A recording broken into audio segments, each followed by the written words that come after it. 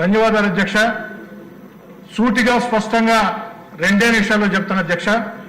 నేను మాట్లాడబోయే అంశం సభానాయకుడు గౌరవ ముఖ్యమంత్రి చంద్రబాబు నాయుడు గారికి వ్యతిరేకంగా గత వైఎస్ఆర్ కాంగ్రెస్ పార్టీ ప్రభుత్వంలో జరిగినటువంటి ఒక మహాకుట్ర.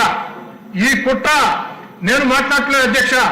గత రాత్రి ఏబిఎన్ బిగ్ డిబేట్ లో వెంకటకృష్ణతో స్వయంగా సీనియర్ ఐఏఎస్ అధికారి, విశ్రాంత ఐఏఎస్ అధికారి పివి రమేష్ గారు చాలా స్పష్టంగా చెప్పారు అధ్యక్ష. గత రాత్రి ఏబిఎన్ బిగ్ డిబేట్ లో వచ్చే అంశాలని ఈరోజు ఆంధ్రజ్యోతిలో ప్రముఖంగా వచ్చాయి అధ్యక్ష.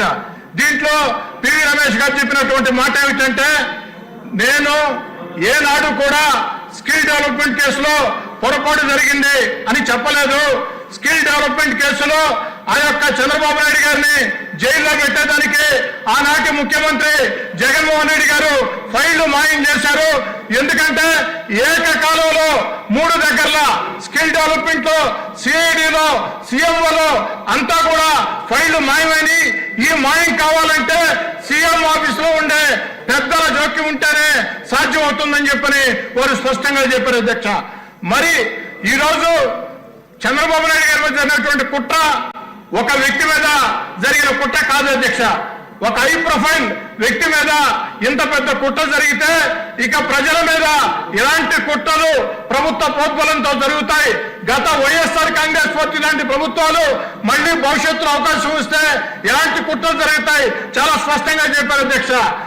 చాలా స్పష్టంగా పివి రమేష్ గారు కొత్తగా ఈరోజు చెప్పలేదు అధ్యక్ష.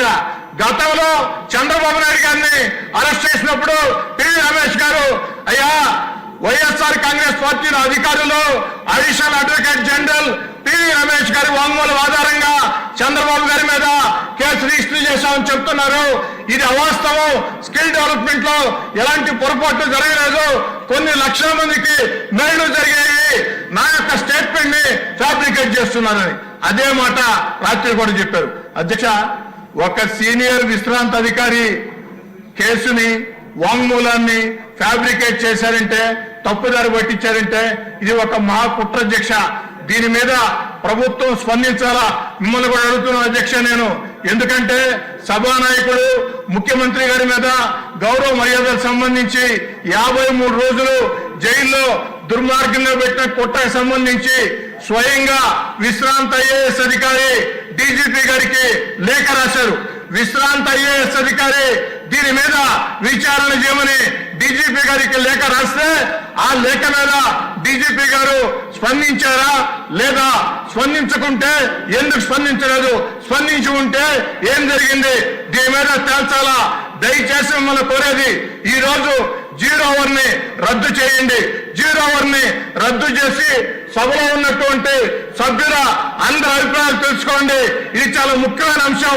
ఒక విశ్రాంత ఐఏఎస్ అధికారి స్వయంగా మీడియా ముందుకు వచ్చి చెప్తున్న మాట వారు కొత్తగా ఇప్పుడు చెప్పే మాటలు కాదు, ఆనాడే చెప్పి ఉన్నారు.